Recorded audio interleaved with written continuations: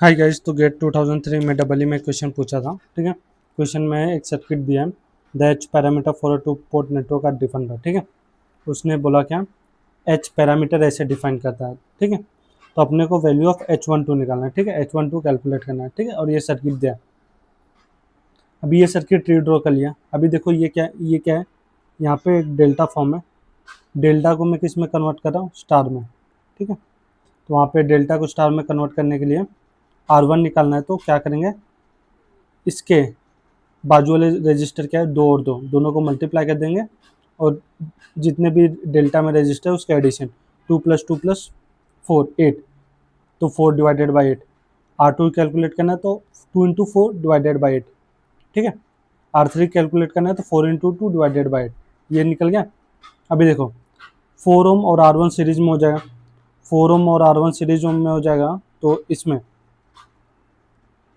ये जो नया रजिस्टर बनेगा वो 4 ओम प्लस 1/2, R1 की वैल्यू 1/2, ये कितना हो गया 9/2 ओम। ठीक है। अभी ये कैलकुलेट करना है, 2 और R2 क्या सीरीज में, R2 की वैल्यू 1 है तो ये कितना हो जाएगा 3 ओम, ये हो गया 3 ओम। और R3 की वैल्यू 1 ओम। ये अपना किस में हो गया, ये बेसिकली एक टी नेटवर्क हो गया। ठीक है, यहाँ तक सभी को क्लियर हुआ रहेगा। अभी क्या करेंगे, ये लूप में, सॉरी, ऐसे चलेंगे।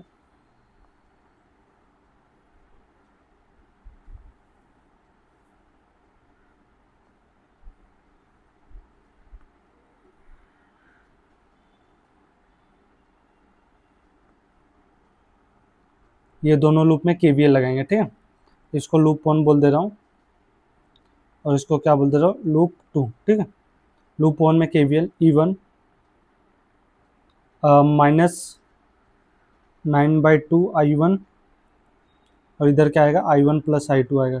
ठीक है, -1 × I1 + I2 = 0। ये इक्वेशन नंबर 1 बोल दो।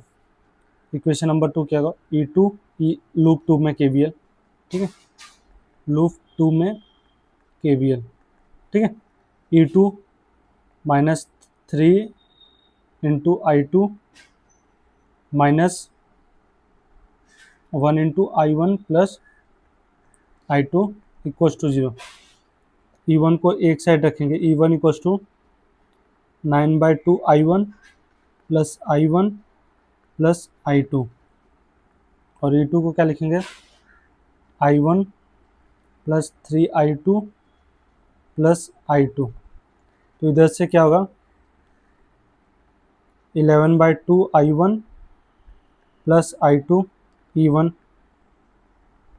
E2 क्या हुआ, I1 + 4I2। यहाँ तक सभी को क्लियर हुआ रहेगा। ठीक है। अभी क्या करेंगे, यहाँ से हम इम्पीडेंस मैट्रिक्स निकालेंगे। इम्पीडेंस मैट्रिक्स के बाद, इम्पीडेंस मैट्रिक्स पता होगा, एक फॉर्मूला होता है एच पैरामीटर निकालने के लिए। ठीक है, तो देखो इम्पीडेंस मैट्रिक्स क्या होता है, देखो V1 = Z11I1 + Z12I2, और यहाँ से V2 बोल दो Z21I1 + Z22I2। यहाँ तक क्लियर है। कंपेयर करना है बस, ये दो इक्वेशन कंपेयर करना है और इधर से ये दोनों कंपेयर करना है। तो Z11 की वैल्यू आई है 11/2, Z12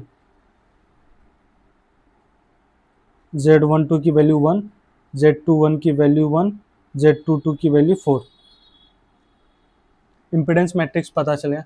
इम्पीडेंस मैट्रिक्स के बाद अगर अपने को एच पैरामीटर कैलकुलेट करना है, एच पैरामीटर कैलकुलेट करना है तो क्या करेंगे हम,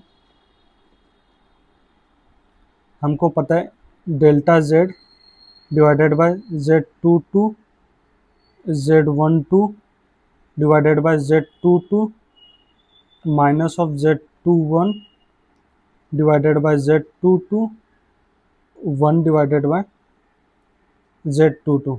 ठीक है, ये होता है एच पैरामीटर का मैट्रिक्स।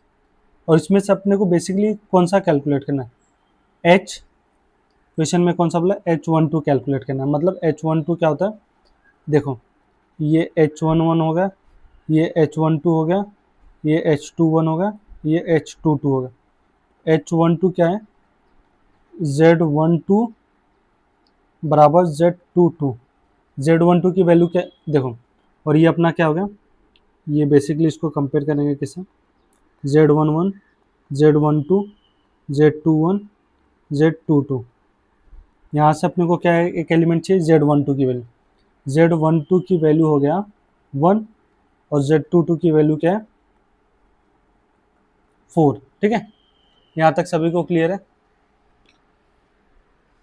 तो H पैरामीटर का कौन सा एलिमेंट निकालना है, H12। तो Z12 की वैल्यू क्या है 1 और Z22 की वैल्यू क्या है 4। तो 1/4 कैलकुलेट करेंगे तो कितना होगा,